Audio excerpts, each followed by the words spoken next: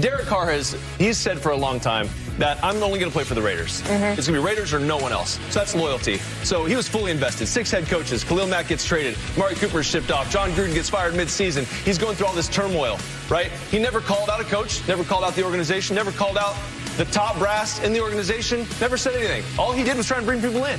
He tried to bring in his best friend, which he was successful at, Devante Adams. That trade was dead. The Packers and the Raiders weren't going to trade, right? They got on the phone and made it happen. So he's bringing people in the entire time. Is he appreciated for that? No. I sit on this desk, and every year, I've talked about Derek. Oh, he's going to be replaced. Oh, someone's going to bring him in, right? They got to trade. They got to do this. They got to do that. All he did was go out and be the all-time leading passer in the history of the Raiders. So when I look at this, all right, it wasn't Derek that changed, right? It was the Raiders that changed. Yeah. So when I go forward with Derek, that conversation about him being retired or a Raider is no longer an option. He's playing football again, right? So he's reinvigorated. He's excited to go out. So the Raiders are going to seek a trade. They're going to bring trades, which Derek has a no-trade clause, and they're going to listen. And he's going to look for teams that have a stable situation between their head coach and their ownership, right? Stable, right? He's also going to be looking for a team that is also looking for a quarterback that has a reputation for game-winning drives and fourth-quarter comebacks. I'm excited. Maybe he's the missing piece for someone. We'll see what happens. I'm excited for my brother's future.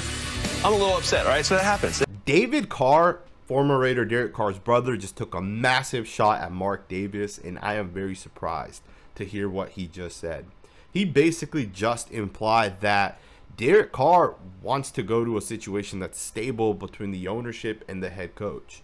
He wants to go to a spot where Derek Carr feels like it's well run. It's a well-run organization. And it's kind of interesting that David Carr would say that about Derek. Now, if you guys don't know this already, David Carr put a tweet out just the other day saying that Monday, 4 p.m. Pacific on NFL Total Access, I will see you guys there. Basically implying that he's going to spill the beans on everything that's going on within the Raiders locker room, within the Raiders situation, and kind of what's going on with Derek.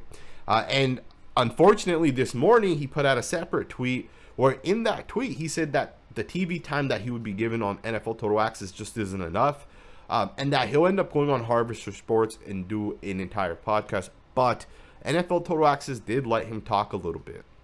And David Carr did say that the ownership and head coach is basically toxic within the Raiders organization. And I want to push back a little bit.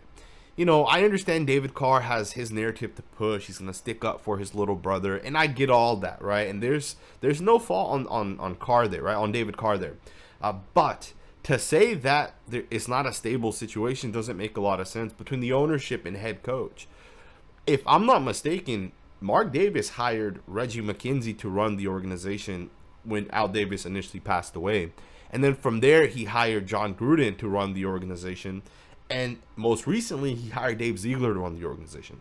So I don't know how the head coach and the ownership could not be stable, right? I understand the Raiders haven't had success. They haven't found an actual coach to have success. But that has nothing to do with the ownership. In fact, I think Mark Davis has done a great job handling this situation. You know, it's not up to an owner to have success. It is up to the people he puts in charge to have success. And in my opinion, Mark Davis has done a lot, right? Let's be honest.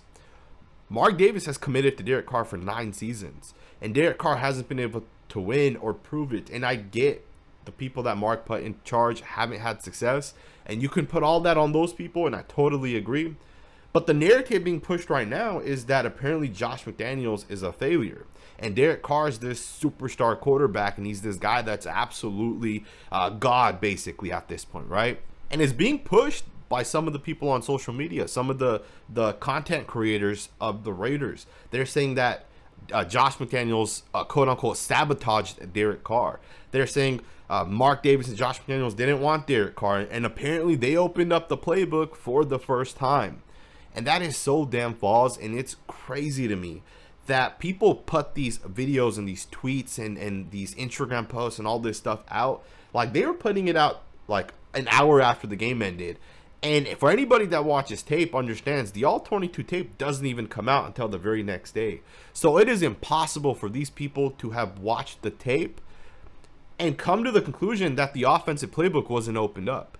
That makes no sense to me. To me, that seems like a narrative is being pushed that Josh McDaniels wanted to sabotage Derek Carr, and he only opened up the playbook for Jarrett Stidham. In fact, people are saying that Stidham ran play actions way more often than Derek Carr, and that's just not true. Pro Football Focus has the statistics out there. The use of play action this season among Jarrett Stidham and Derek Carr is basically the same. Jarrett Stidham play action yesterday 21.2% of the time, and over the course of the season, Derek Carr has 21.5% of the time. So they play action literally the same exact amount, and yet people are pushing the narrative that for the first time the Raiders finally started doing other things. And just to take that a step further, I reached out to a couple of Raiders players, and I had at least one person responded who said that there were zero differences in the play call. Zero. He said that every single play that was called yesterday had already been called in the past. But yet people are pushing this narrative that we apparently came up with a new playbook out of nowhere, which doesn't even make sense. It's just a stupid thought if you guys really think about it, right? The Raiders don't install plays today. They install them in the offseason. For anyone that doesn't realize that concept, has no clue how football works. So for someone to say that Josh McDaniels opened up this playbook and finally started letting Jarrett Stidham do things that they didn't let Derek Carr do, that's not true. That isn't even close to being true. In fact, if you guys really just take a step back and think about it, if you think that the Raiders offense looked better with Stidham than it did with Derek Carr, that's not a coaching problem. That's a quarterback problem. Don't let these guys twist your narrative and put it in your brain that Josh McDaniels is this massive failure. Because the truth is yesterday our offense looked so much better than it's ever looked this entire season. And I know we still lost because the defense didn't hold up. The defense is its own issue. We're not even talking about the defense. We're solely talking about the quarterback position. Jarrett Stidham was a better quarterback yesterday against the best defense in the NFL than Derek Carr has been this entire season. And that is 100% fact. Right? That statement alone is 100% fact. I don't care that the defense didn't perform better, because guess what? The $40 million AAV that we're going to save by getting rid of Carr, that money right there will be used to fix the defense. That money right there will go to the defense. The dead cap, all that's just going to clear this offseason will go towards the defense. Plus, we'll be able to bring Josh Jacobs back. On top of that, I do want to state this, right? David Carr did also put a couple other things out there. He said something to the tune of, Derek will be looking for a team that wants a quarterback known for game-winning drives and fourth quarter comebacks. Here's the thing. There's not a lot of teams out there looking for a quarterback right now. There's not a lot of teams that have Derek Carr at the top of their list and they're ready to give the house up. In fact, from what I've heard, Derek Carr won't even be traded. Derek Carr is going to end up being cut a week after the Super Bowl ends, and he'll be free to go sign wherever he wants. The Raiders are not going to get anything for him. And that's not because, Derek Carr is not a great quarterback. It just comes down to the fact that there's not enough teams out there willing to give up a major haul after the Russell Wilson, Deshaun Watson trade, after you realize that Geno Smith is having the same amount of success that Russell had with the Seahawks this year that Russell had last year. Teams are realizing that sometimes it's not just the quarterback that can control things. Sometimes you have to have the right coach. And in my opinion, I think Josh McDaniels is the right coach for the Raiders. I think Dave Ziegler is the right general manager. And I think anyone that's not willing to give them the benefit of the doubt is just making a massive mistake. What if Josh McDaniels does end up being a really good coach, and over the next 5 years we make the Super Bowl or the playoffs multiple times, right? What if that ends up happening? For all the people who aren't even willing to give the coach a chance, now don't get me wrong. If Josh McDaniels wins 2 or 3 games next year and he continues to have some of these struggles that we saw this year, we'll call him out and we'll make sure that those things are called out. But for those people who are saying that Josh McDaniels sabotaged Derek Carr, like Josh McDaniels gave Derek Carr an opportunity. He literally signed him to a 4-year extension with 1 year being guaranteed and the other 3. Basically, Derek has to prove it in that first year, and Derek didn't prove it, right? And we've been saying this entire season that Derek Carr doesn't look good. His ball placement's all over the place.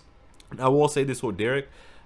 He did bring in Devante Adams, right? According to David, Derek Carr was able to get on the phone with Devante Adams, and he was able to get him committed to the Raiders. So I will be thankful to Derek Carr for being able to do that, because Devante Adams yesterday told us he has no issues with the Raiders team, and he with the quarterback, and he plans to be here. He's happy, right? So in my opinion, when you get Devante Adams excited, that pumps me up because the Raiders offense is very, very impressive. It's very hard to stop.